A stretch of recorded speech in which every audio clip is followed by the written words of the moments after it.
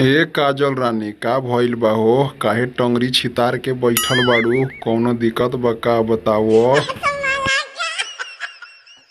अरे नहीं हो पवन राजा, साला खेसारी आइल रहे, देले बा हमके बलजबरी पटक, वही से डांड दर्द करता, वही खातिर सुतल बानी। काजल रानी खेसारी के काहे बोलावेलू एहिजा? तू जानो तारू कि हम तोहरा से बहुत ज्यादा प्यार करीले, तो खेसारी के काहे बोलावेलू? अरे पवन राजा, ओकर मेहरारू 2-4 दिन खातिर नहिरा गइल बाड़न, तो वही से खातिर काम चलावे खातिर आ जात बा कभी कभी।